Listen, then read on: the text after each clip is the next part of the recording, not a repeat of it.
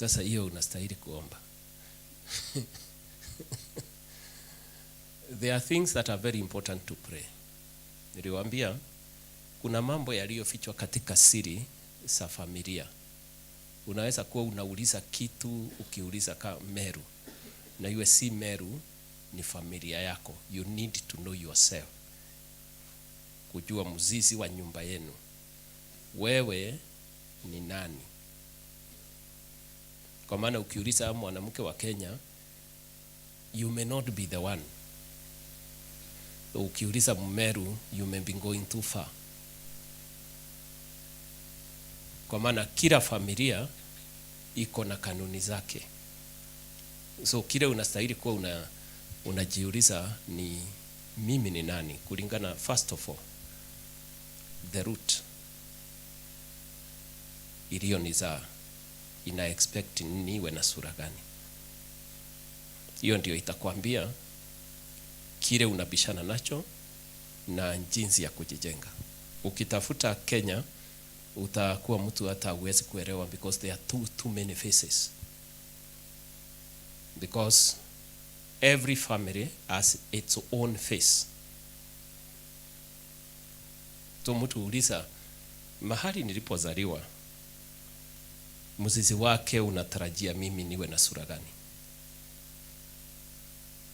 Hiyo ndio swali la kwanza unastahili kujiuliza. Alafu ujiulize, na katika Mungu ambaye nimeamini nikaja kwake, anatarajia niwe na sura gani? How do I bridge the two ili nitoke kwa ile nirudi kwa hii nyingine? So that is why it is very important to know the roots. Ndio nilisema. Na kama sasa kama wewe ukitafuta the root, you not be asking nitakuwa mtu mwanamke awezaye kuinfluence the land vipi, because you are supposed to know yourself first from the birth root. Then kutoka pale you define yourself from the root of faith in God. Umeshika? Mko katika nyumba, muelewa kile nimesema? Nipeane mfano kidogo. Katika taifa la Kenya, katika jukwaa la wanawake, kuna mwanamke huyu anayestahili kuwa kiongozi ya wengine, ama abebaye sura la taifa ama sura la jamii. Mwanamke yule is very social. Social meaning mkiitana harusi ndiye atafika kwanza kupika. Nashika. Kukiwa na sherehe ya kanisa ndiye ufika kwanza kujua kama kuna fagiliwa. Ndiye anataka kujua kule watu watarara aweze kuwaongoza. She's social, that's the way she is. She feels she needs to be involved with those people. Na mtu yule huwa anapendwa na watu sana, kwa maana ni yeye huonekana kama sura ya that organization. Is that the way you are? Mtu anaongea haraka. Is that the way you are? Yes. Now, mwanamke yule huwa amepewa sura ile vipi, na huwa kazi yake ni gani? That is what you are supposed to define first. Na uanalyze familia yenu, ni nani alikuwa na sura hiyo. Ukidefine yule alikuwa na sura hiyo, utajua position yako. Na likely aliyekuwa na sura hiyo ni nyanya yako. Is it? Then ukijua nyanya yako ndiye alikuwa na sura hiyo, hata una sababu ya kuuliza maswali mengi. You're supposed to get to know your position straight according to the family. Position ya being social kwake. Why was she social? What was she doing? because the social factor ya mwanamke yule huwa ni kitu fulani anafanya.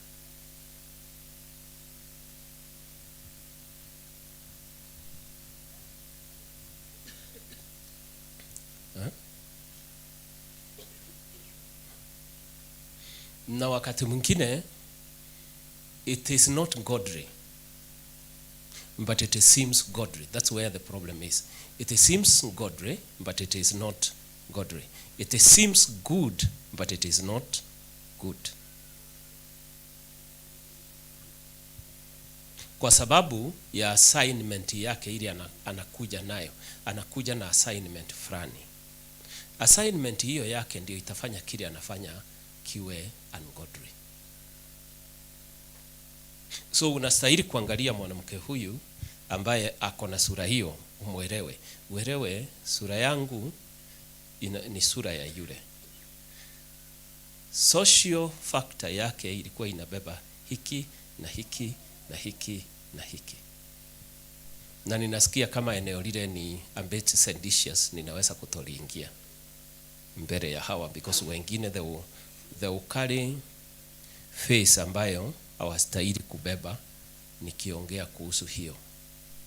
Ninajua kama sasa kuna watu wameingia kwa shida. I can tell one young man who alikuja kwa mkutano moja wa youth, nikaongea kitu. Alifika nyumbani akauliza nyanya yake. Akitoka pale alikuwa na shida ya akili. He is in the church even now, lakini ako na shida ya akili. Na ni makosa alifanya. Kwa maana alisikia kitu nimetaja, akafikiria si hiyo, si nitaenda kumuuliza. Unajua nyinyi ndio mnajua kwenu. Anasema hiyo ni nyanya yangu niliona akifanya. So akapanga kwenda kumuuliza. Alirudi akiwa na shida ya akili.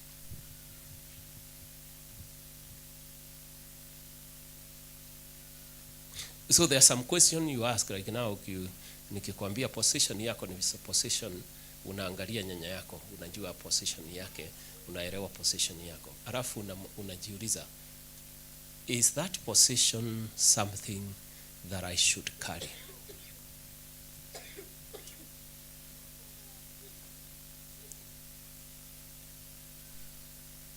If I do not want to carry that position, how do you change that position? Ngoja niseme kitu hiki. The problem, one of the major problem is when you occupy a position that seems good, but it is not good. Or seems godly, but it is very ungodly. For example, jana niliwaambia katika taifa la Kenya ama katika Afrika, kuna familia sina watu wanakuanga na urais kuchaguliwa katika positions ya kuongoza wengine. Mtoto akienda shule anachaguliwa prefect. Na kuna wengine hata mwalimu aangalii. Ndiye hata anakuanga number 1, lakini mwalimu hamwezi kumwangalia. Lakini kuna mtu akiingia tu ukaa kama sura yake ndio inaonekana na kila mtu. So wakisema tunataka prefect kwa standard 7, wanasema Kendi. Now it will happen like that from the day she enters school to the day she leaves school. All right? Then kuna mwingine katika shule kukitafutwa criminals, walimu ni yeye utaja.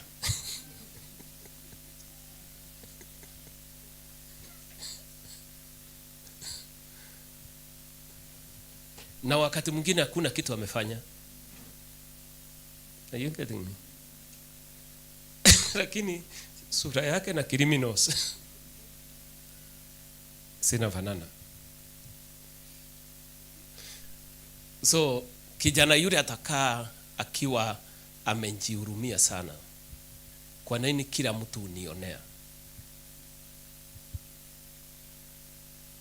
Sio mama yangu, sio baba yangu, sio walimu, kila mtu uniona nikiwa criminal. Then kuna wengine that are social. Ikisemekana kuna hitaji mtu wa kutumwa mahali, wanasema tafuta fulani. Hata iwe ni kwa class, anywhere, that's the person the teacher comes for. In case anataka kujua noise makers, hata aenda kwa prefect huyu amechaguliwa. Ataenda Mbeta. Uliona ukiwa namna hiyo? Mbeta. Uliona ikifanyika hivyo? Nataka kuongea vizuri. Watasema Mbeta. Now, that position is called a leadership position, but is not the prefect's position.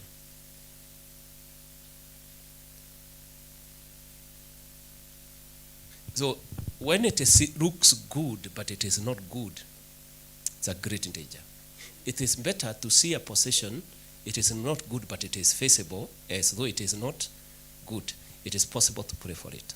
But when you see a position that seems good, but is being propelled by an evil spirit, that becomes a problem.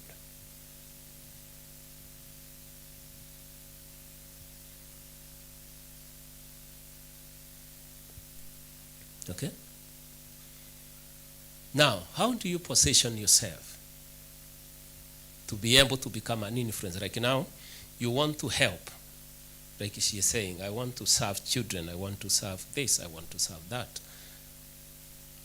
Position hii iliyo nyumbani ndio you require to understand first. You investigate it. Ukisha iona, then you ask yourself, is this position good for me? I want another type of position. So that you go to the second question, how do I affect this position to produce good?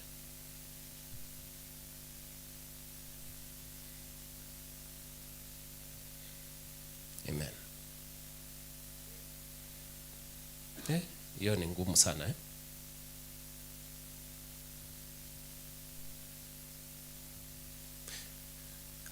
Now, how do I tell you about that?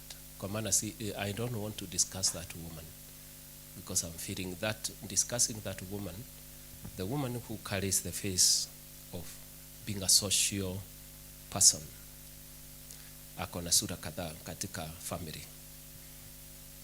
Nastaki kumudiscuss sana, because some of you will go to do things you should not do. So how do I deal with that? I leave it. Si ndio? Si unaona hivyo Mbeta?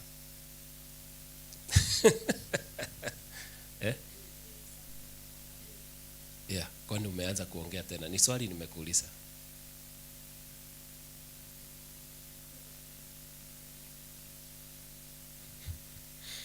Okay. Haya. Pea Mbeta hiyo mic nisikie kile anasema.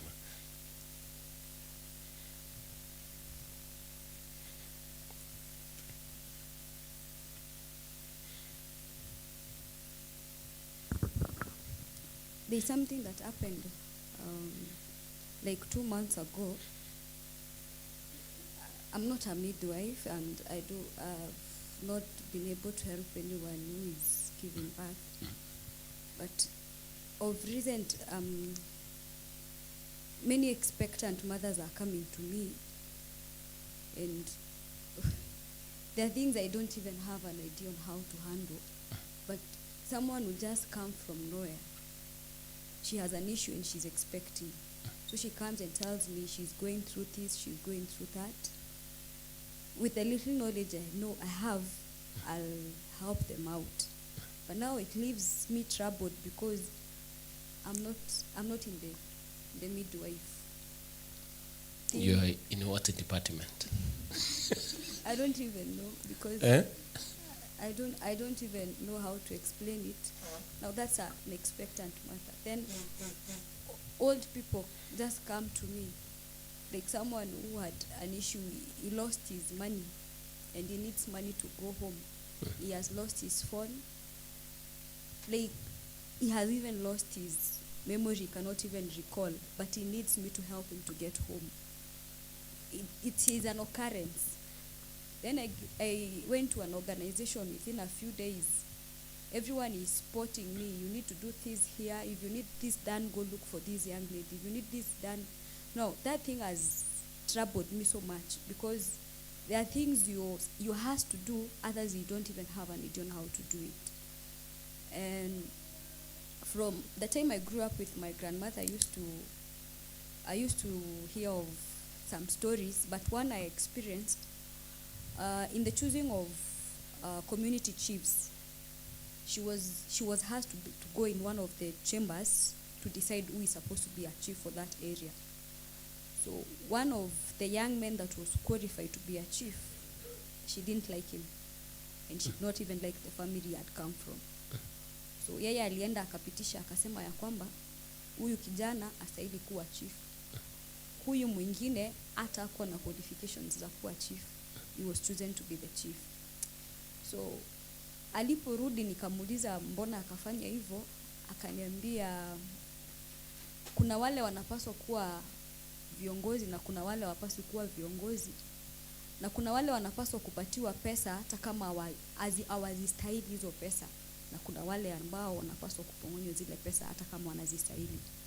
So I'm troubled because I don't want to be someone who is offering injustice, or yes, that is what is troubling me.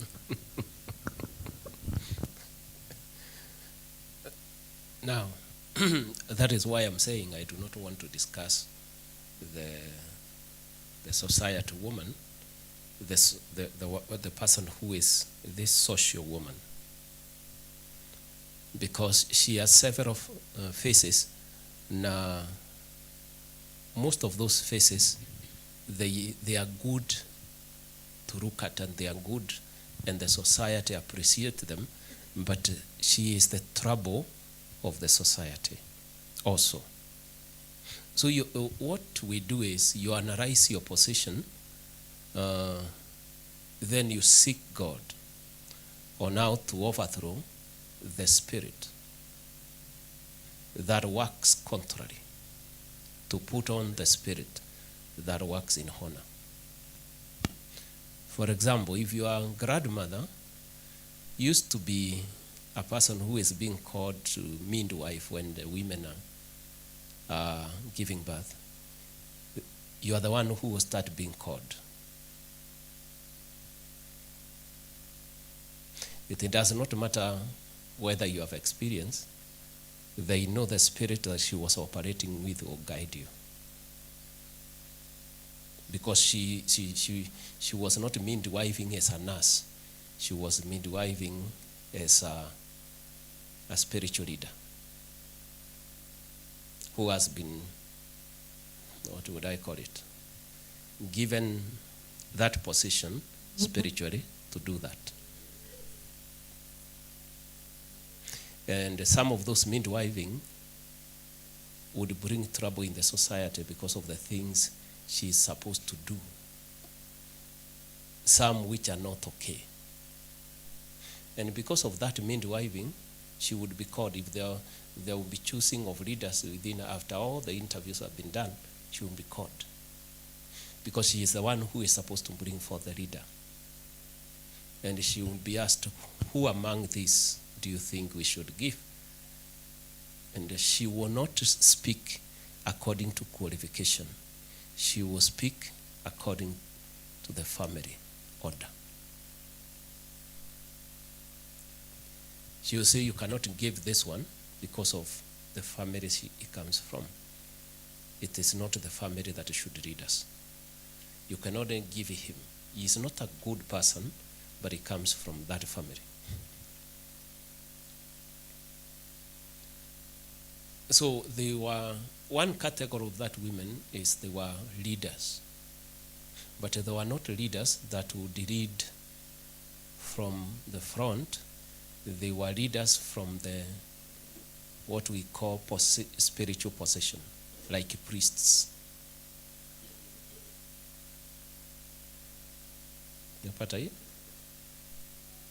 So she is everywhere because she is the priest, and she is supposed to catch up with everything that is happening. She's the one who opens the doors and shuts the doors. If you know what is to open the door, she's the one who opens the doors and she's the one who shuts the door. If the community has to do something, she's the one that will open that door. Therefore, she is supposed to be the first one to arrive. And she's the one that will close the door, so she will be the last to leave.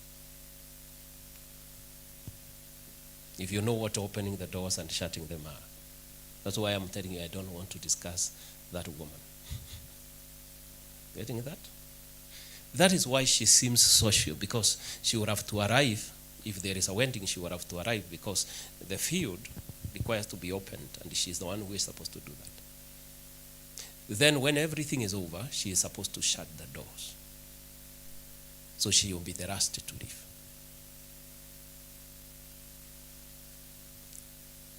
And she is the one who knows the entrances, so therefore she is the one that will guide everybody.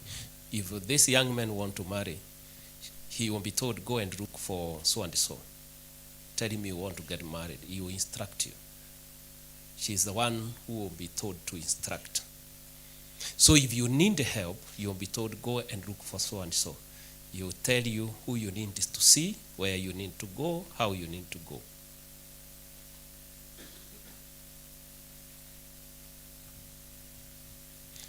Now, that is one face of that woman, the social woman in the community. If you inherit from her, there is something you should know. Our sociality do not breed help that really helps. Our sociology do not breed help that really helps. It brings helps that blocks the way. So even if I'm helping you, I'll block you. Nitakusaidia lakini kuna mahali nitafika nikufungie mlango. Njia ile ulikuwa upitie nitafunga nikuelekeze njia unayostahili ambaye I want you to follow itakayekubaliana na kitu fulani. Kwa hivyo nitakufungia njia ile ungefuata.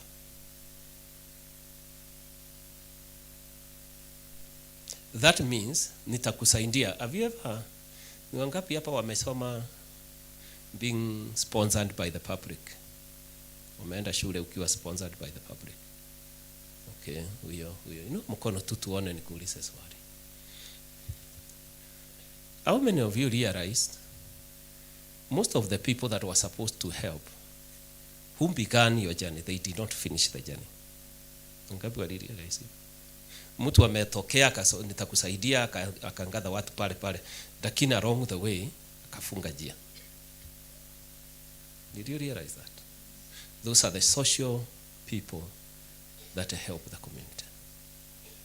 Anajua unastahili kusaidiwa, lakini kulingana na sheria anayetumia hastahili kukusaidia usaidike. Kusaidia mtu asaidike ni kumtoa mahali alikuwa ameketi, utembee naye. Asinjisumbue tena, kwa maana fadhamoni mtoto. Uchukue ule mzigo, uache amemaliza form 4. Akimaliza you go and check how much he has gotten, ujue kule anataka kwenda. That is kusaidia mtu asaidike. Lakini in Kenya atusaidii mtu asaidike. So sometimes even I wonder huwa tunasaidia aende wapi, because huwa tunakaa kama ni tuko na pesa nyingi sana ya kutupa. Ukienda even in the county government na kanzu sire za kitambo utakuta wamechukua wasichana na vijana wanataka bursaries. Huyu anataka 30 ana mzazi, huyu anataka 40 mzazi hana chochote huyo, lakini utakuta kwa list imeandikwa huyo atapewa 2,000, huyo 3,000. So sasa mmempea 2,000 akununua uniform, akununua principal amemkubali, ako na ndeni ya that 4,000 mmelipa 2. So finally what have you done? Na ukija next term upewe 5. . . . . . . . . . . . . . . . . . . . . . . . . . . . . . . . . . . . . . . . . . . . . . . . . . . . . . . . . . .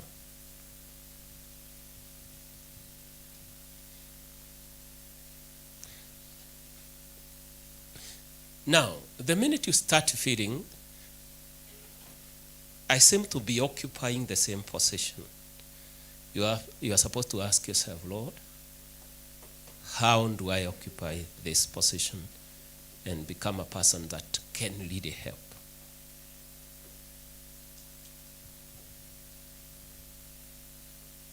If you cannot overthrow the garment that you inherited, then you cannot bring forth what God gives.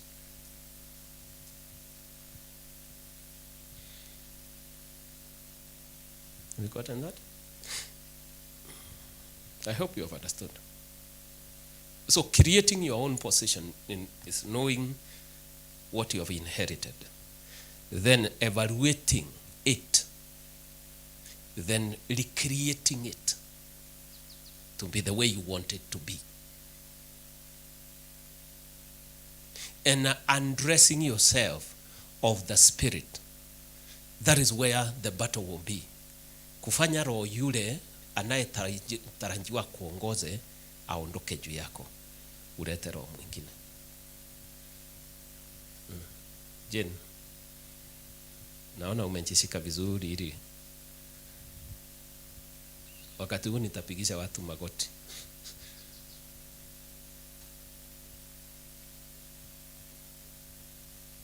Have you understood? Now, kesi yake sitaki kuingia na huko ndani hizo swali, kwa maana I would have to discuss somebody, na discussing that person is seditious, kwa maana wengi wenu are not able to handle things correctly.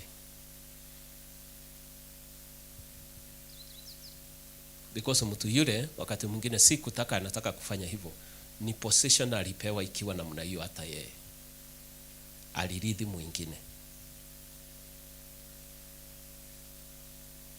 You getting me? Aliridhi mtu mwingine, position hiyo ikiwa hivyo, na community ikampenda namna hiyo.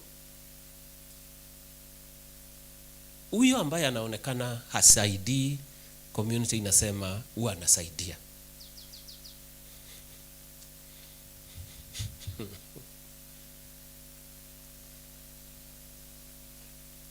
Okay? Now, let me tell you a mystery. If this generation will have to break out, they will need to take care of kanuni ya mtu huyo. Kwa maana kanuni ya mtu huyo isipobadilika, ni kumaanisha the generation will be lost. Kanuni hiyo ya kusaidia, usisaidie. You are busy helping, but you are not helping. You rise in the morning, you are here and there and there and there, but in all those movements utafunga njia za wote na ulionekana ukisaidia.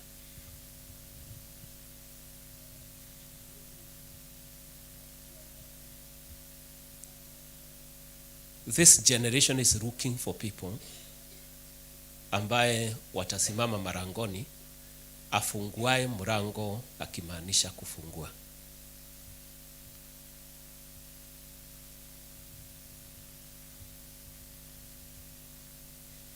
Are you hearing me?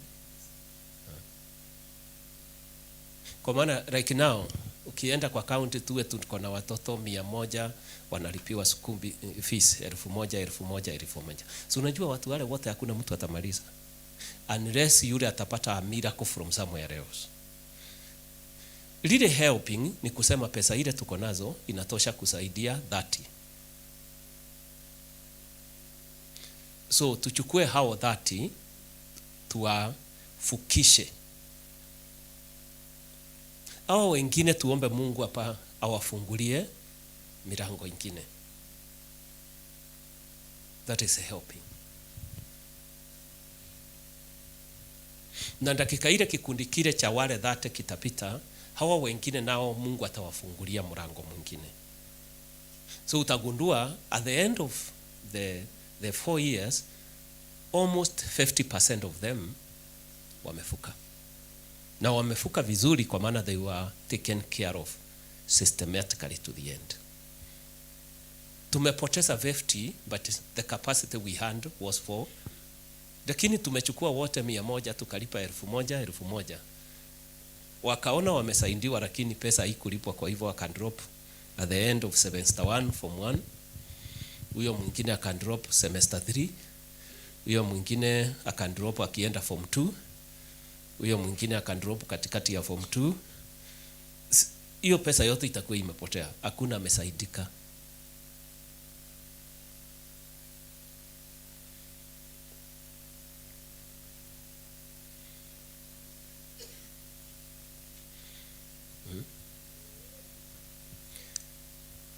Are you here with me? Yes. Okay. Tuweke swali ile kando. Kulikuwa na ya pili?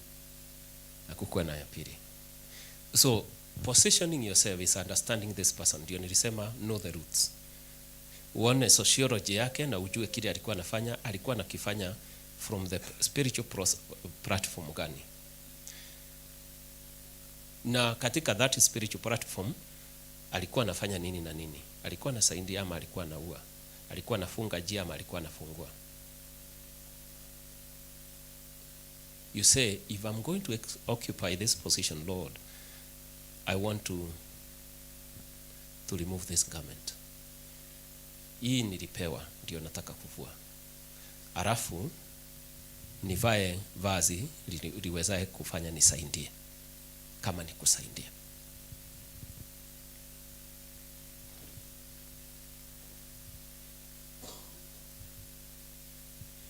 Amen. Niseme kitu kingine kuhusu that position.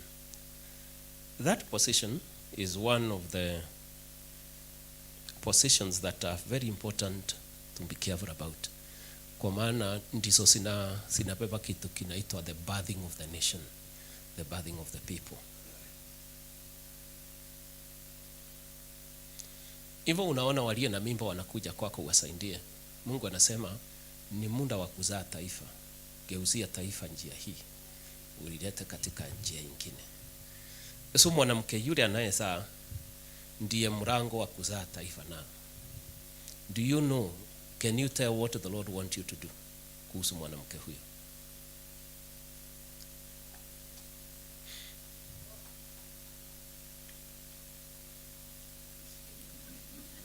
Rafael, inaonekana huko ni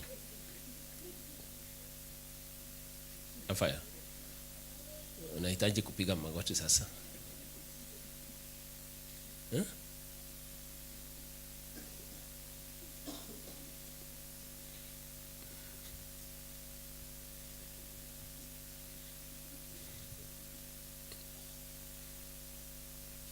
Now, so position hiyo ndio inadeal na birthing of the nation.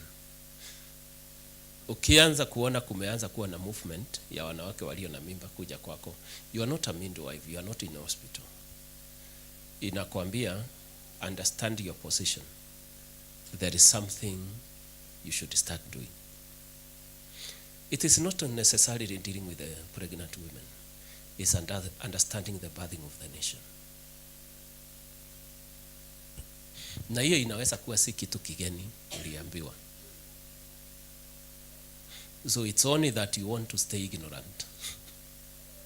Staying ignorant ni kitu ulioambiwa usifuate ili ukielewe, ili wakati utaona signs ujiulize na position yangu ni gani.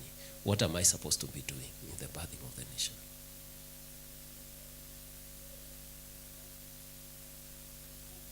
Mwanamke yule ndiye ako na birthing of workings within the community. Any project that will come to the community ni yeye sanction iendelee ama ikufe. Kama ni maji mnataka kuleta, she's the one responsible. Hata kuwa kwa committee hiyo mko nayo, lakini wale wako kwa community wanajua, if you want anything to succeed you must tell her afungue mlango.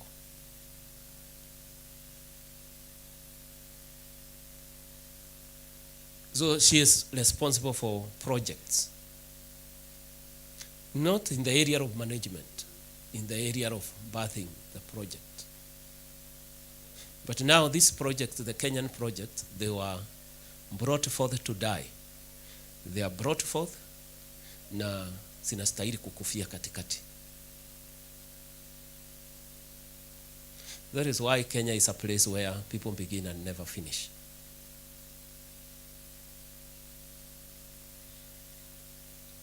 Okay? Hey. Kwani nyumba imekimya?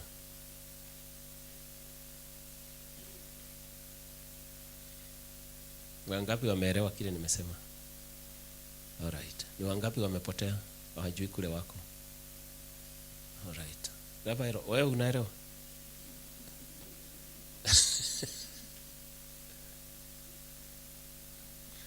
Alright. Amen. Have you gotten what I've said? It is supposed to be a big discussion, lakini I don't want to discuss it. Kwa maana ya side zake ambazo si vizuri sana discuss here when you have people that may not handle that information the way it is supposed to be handled. All right. Huyo mwingine alikuwa nani? Ile. Now, what was your question? Maana ulipeana story. Ukauliza swali gani? Pea hiyo atuambia aliuliza swali gani? Kwa maana sitaki continue na story. Nilikuwa naomba kuelezewa kuhusu hii safari na mbuzi hao wawili ili niweze kuhandle, sababu ni kitu ninakaa nikikutana nacho ninapoomba mahali nimefika, ninajikuta katika safari hiyo na nielewe what is it about this house, sababu ni kitu inaokaa repeatedly. Hiyo siwezi kudiscuss. Hiyo siwezi kudiscuss. Na tena hiyo tayari nimepeana katika eneo la maombi, nimepeana because that is what I began with. Ulikuja mwanzo ama umekuja jana? Hata si jana, ni leo. Sasa wewe hatustahili kukurudia. Kwa maana that is what I began with on yesterday, si ndio?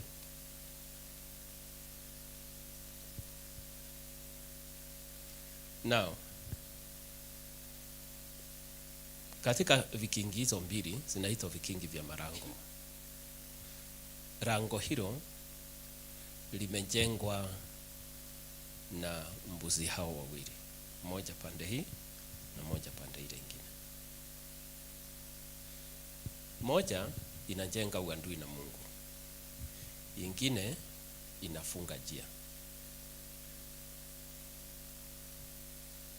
njia ya imani na Mungu. Moja ni msichana, nyingine ni kijana. So moja ni wewe, sasa stage hii huko. Hiyo nyingine ni yule atakuja kukuoa. So ili nyumba ile njengwe, zile mbili zitakuja, uletewe na mwingine aliye nyuma yako afunge hapo, naye yule mwingine afunge pale. Zile mbili zinastahili kuwa ndilo lango la nyumba yenu na ndizo ujenga nyumba. Moja ikiwa mustari itajenga uadui na Mungu, ingine nayo itafunga rango la njia ya imani, ifungue rango la njia ingine. Ya kiume inafunga rango, ya kike inajenga nyumba. Nashika? So I do not want to go beyond there. Kwa nini safari ile mulienda katika safari ya njia injae katika nyumba ile?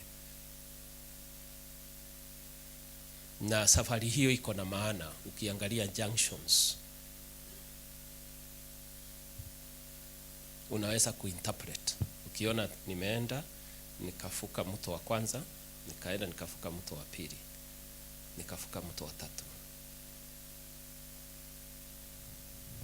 So that one has meaning.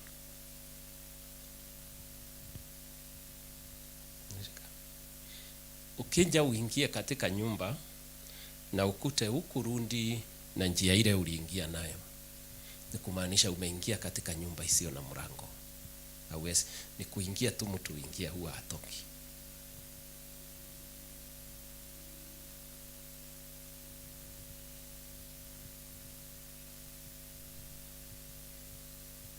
So mtu huyu anakuja, ataingia katika nyumba isiyo na mlango. Akisha ingia hakuna na njia ya kutoka tena.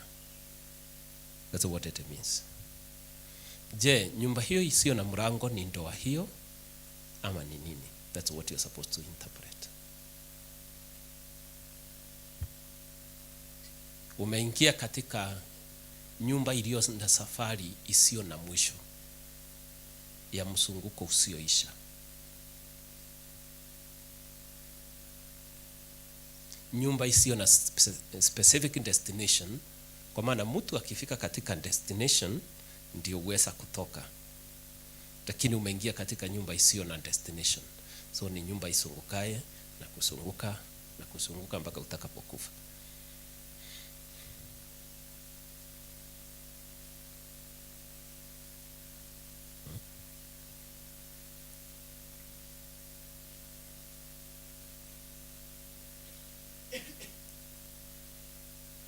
Naye wewe unaingilia vipi? Unaingilia mahali nyumba hile huanzia kazi yake.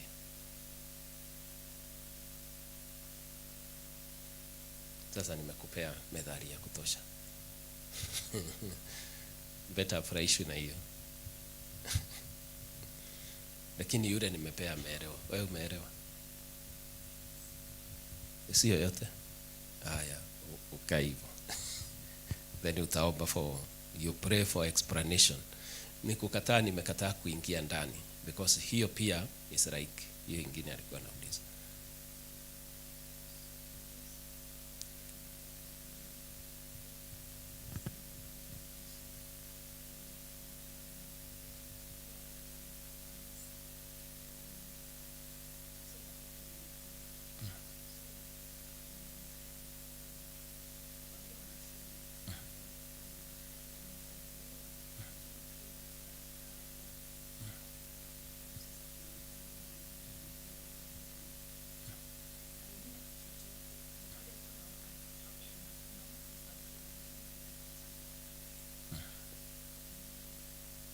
It's the same. Si ndio nimekwambia umeingia kwa nyumba isiyo na mlango.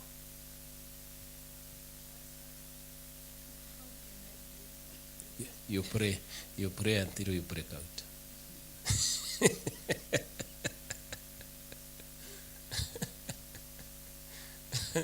You pray until you break out. You are supposed to deal with the mbuzi hiyo unakuta kwa mlango wa kulia na mbuzi unayekuta mlango wa kushoto. You pray to understand. Na you pray through for mercy, ili mbuzi huyu aondolewe na mbuzi huyu mwingine aondolewe.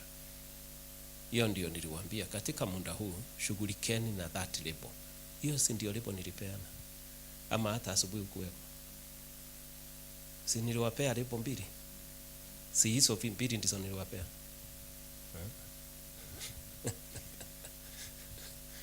Na hata wakati ule jana ndio nilipeana, ikiwa leo sina nini ya kupeana wazi. Jana ndio nilikuwa na anointing ya kuipeana wazi vile ufanywa. Nikawaambia nitawafungulia kidogo. Lakini leo sisikii nikiwa na anointing hiyo ya kufungua sana. So yule alichelewa jana. Lakini at least nimewapea kile kinastahili kuwa, so that you pray, you are dealing with that label. Na uelewe ni nyumba by itself. The right ni nyumba, the left ni nyumba. Sinayenjenga nyumba hii ndio hiyo mlienda kuingia. Sawa? Yes. Na hiyo ndio maskani ya mzee. Nimeshika? All right. Hiyo nimenena kwa methali, kwa maana sitaki kunena mambo mengi. All right. Anybody else? Na unasikia vile ninanena kwa methali ndivyo kunaingia tension. Umesikia nyumba imekuwa tense. Kitu kile ndicho sitaki kuwafungulia, kwa maana nikifungua sana kitafunguka. Na ukienda kuundiru nacho wrongly kitakuletea shida sana. Kwa maana hii ni nyumba iketie katika eneo la rohoni. So lika hili linataka kuambiwa na inenu hivyo. Wewe inanenwa na methali. Methali ile unastahili kufungua kidogo kidogo kidogo kulingana na kile you are able to handle. Leo unaanda sehemu hii, unaomba Mungu akufungulia na kufungulia sehemu hiyo. Kesho unaanda sehemu hii, unaomba akufungulia na kufungulia hiyo.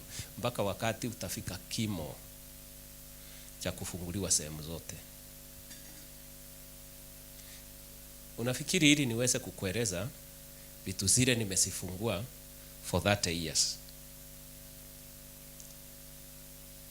Sehemu moja kwa moja kwa moja kwa moja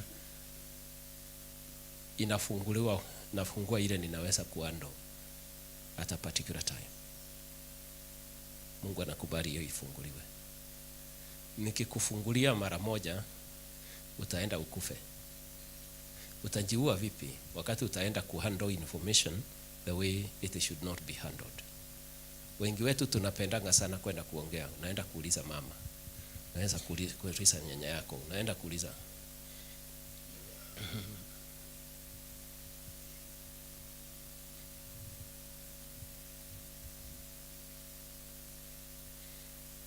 this I have come sometimes, and wale wa nyumbani hakuna mtu anajua ninajua details ya mambo yaliyo nyumbani.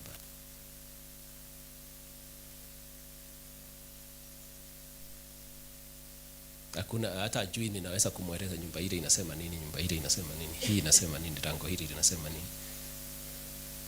Because nilifungua visehemu bila kufurugana na watu. You understand me? That is deciding to walk with understanding.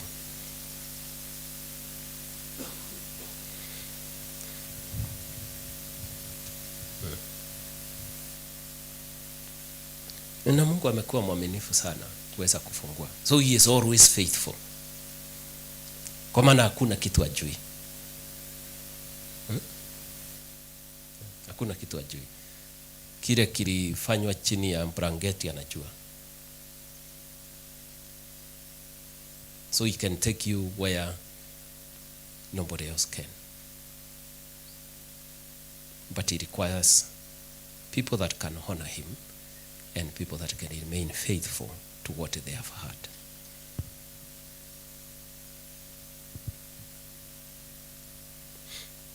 Amen. Swali lingine ni gani? Na mwingine? Hata ya yule ni hiyo tu. Unasikia kiuliza. Yeah. The same. Because like now, ukija ugundue, for example, mama yako anafanya kazi mahali fulani na wewe ndiye atatuma. That is a strange phenomenon. Because mtoto astahili kutumwa kwenda kuchukua mshahara ya mama. Wewe ukujiuliza hiyo ilikuwa nini? That is an abnormal thing.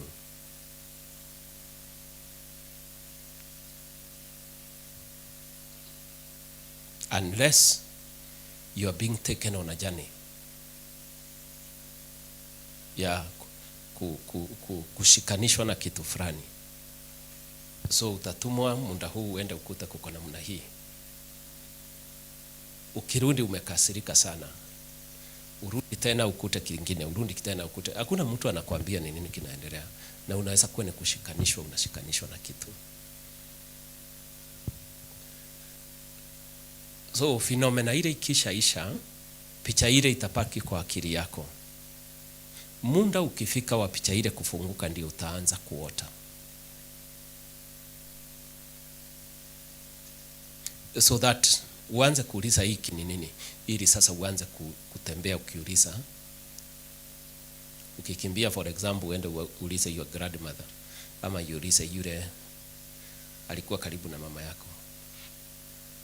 Sasa yule si kukueleza, atakueleza, atakutuma kwa mtu.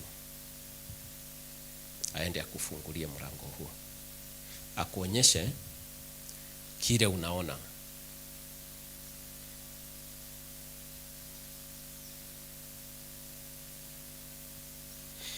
So si kitanda unastahili kutafuta, unastahili kuuliza safari hiyo ulipelekwa ilikuwa inamaanisha nini? You seek the Lord to know safari hiyo ilikuwa nini, because ukitafuta kitanda you'll be looking for something different.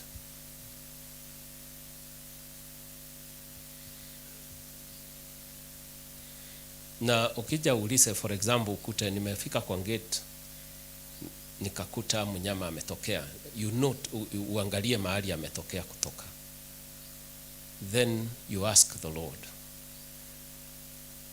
mnyama huyo ni nani? Kwa maana si mnyama, ni mtu. Mnyama huyo ni nani? Ili sasa aanze kukuongoza what you need to do and how to pray. Kwa maana ukija urundi katika rango ukute hiyo, it's the same thing she is asking. Umeshika? Yes.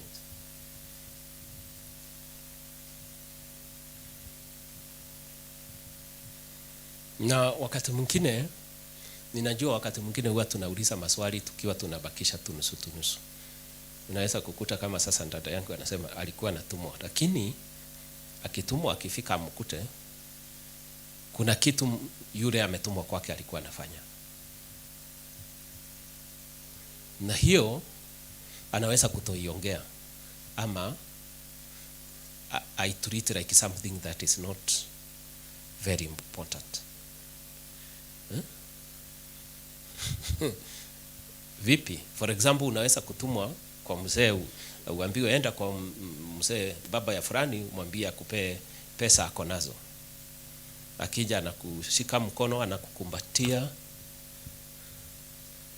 alafu baada ya hiyo anakupea pesa. Unajua hiyo si pesa ulikuwa unaenda kuchukua. Ulikuwa unakuja kuchukua hiyo, amekukumbatia.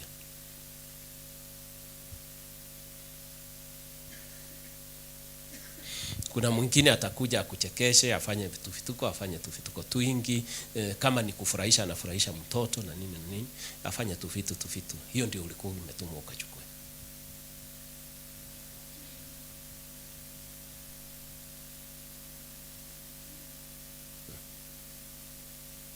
Unapewa chai.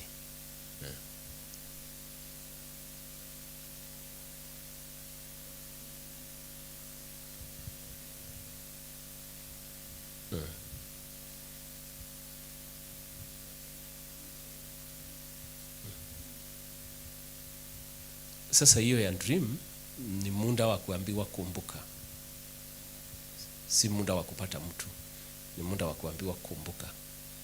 Sasa swali unastahili kujiuliza, Mungu, ni nini hii ninaambiwa nikumbuke?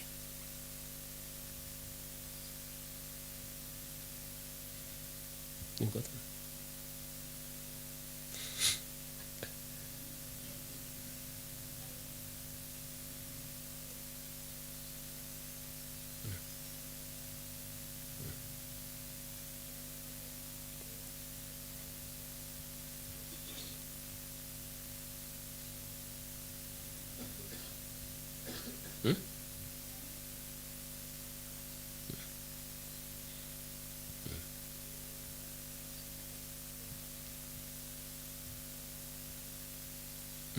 Sasa unaambiwa ukumbuke.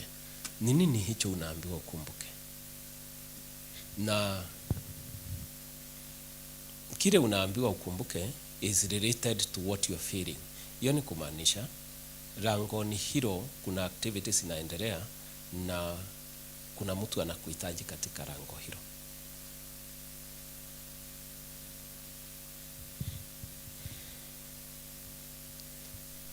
Okay?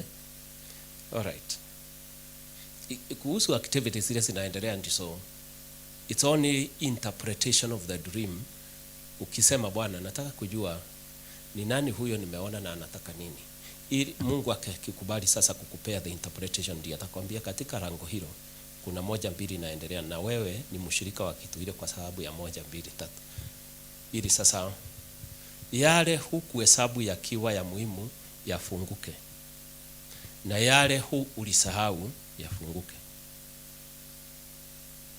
Because wakati mwingine ukiwa mtoto kuna mambo yatafanywa na yasahaulike, especially mambo yale yanakuudhi, wakati mwingine yatafanywa na ipotee, itoke kwa akili.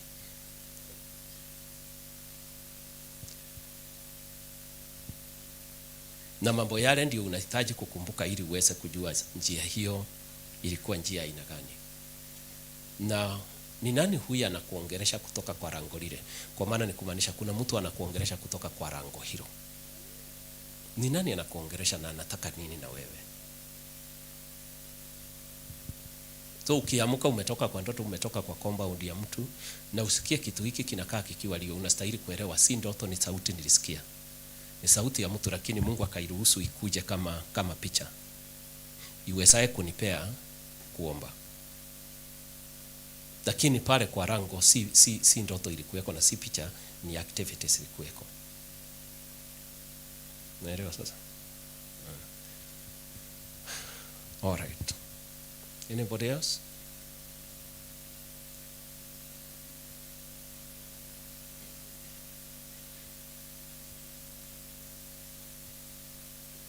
Nimekwambia kwa rango ni activities ziko. Sasa kule kwa mlima siwezi kukueleza. Hiyo ni picha ya kukuamsha ili uamuke, you deal with what you require to deal with. Ukiwa uko na picha, uanze kuwa concern na uanze kuomba. Nashika hii. Mtu huyu unaona pengine akiwa kwa mlima ndiye amewekwa hapo kwa rango. So ni sauti unasikia ya mwingine anayeongea na utaisikia kwa sauti ya huyu mdogo. Na anaweza kuwa ndiye amewekwa, ndiye yako kwa mlango huu. Na ndiye ataambiwa akuongereshe. Aambiwe yule ita fulani, mwambie aje. Lakini kwa maana Mungu anakulinda, atakufanya usikie sauti ile ikiwa kama picha, ili akupea picha, akukumbushe kitu. Ili sikuangukiwe ikiwa sauti, kwa maana ikikuangukia ikiwa sauti ni kutoka, utatoka kwa mwili unjikute hapo langoni. Ukiwa umelala mahali umeambiwa ulale.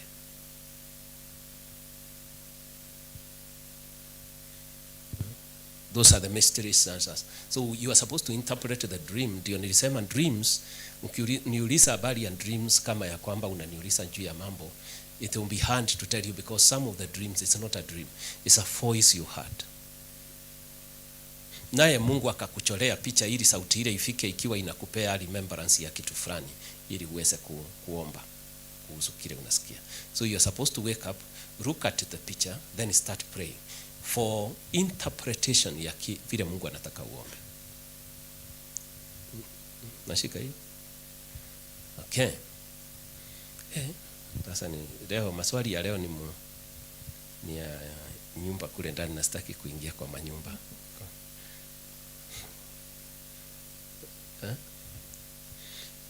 Kuna mtu mwingine nimebakisha? Yako siku njipo. Yako inauliza nini?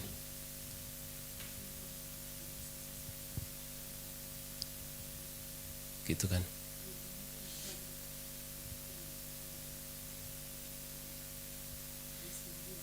Zio nilikwambia. Nilimwambia uende umuulize na uombe mpaka akwambie. Kwa maana ukiuliza ni nene juu ya baba yako na sinjui kitu. Naona hata nyinyi mnakuwa fani.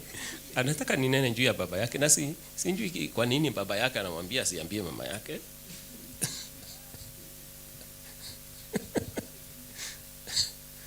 Nyinyi amuone hiyo ikiwa interesting. Na mamba yako anastahili kuulizwa, nataka kujua kwa nini wewe unasema hivi.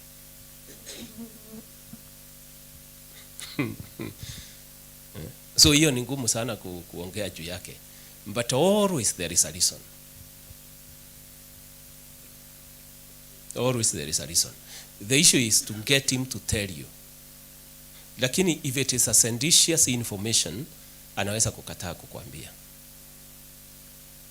For example, ukinja useme kila dakika ni kijana akiwa na haja na mimi nimpeleke nyumbani, atapotea hivyo. Yaani you pray through mpaka udiro nayo.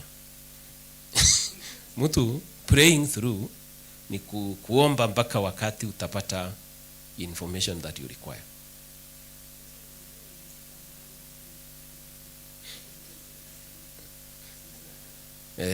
Sasa usipompeleka utampeleka wapi kwingine? Si huko ndiko kwenu. Sasa utafurahi Amerika? Ama utaenda hapo kwa mtaa uchukue mzee useme huyo ndi baba yangu?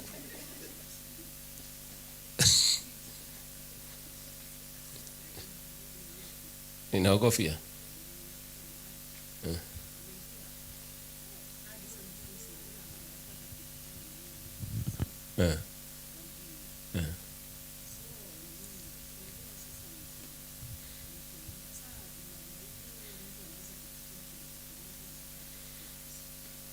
Kile kinafanyika, anaona ndoto kama yako na anaogopa kuja kukuambia. Sikumbuki hiyo. No, watu wanaleta mambo nyingi, wanataka nikumbuke. Dada mko na mambo wanataka nikumbuke ile. Sisi hapana hiyo. All right.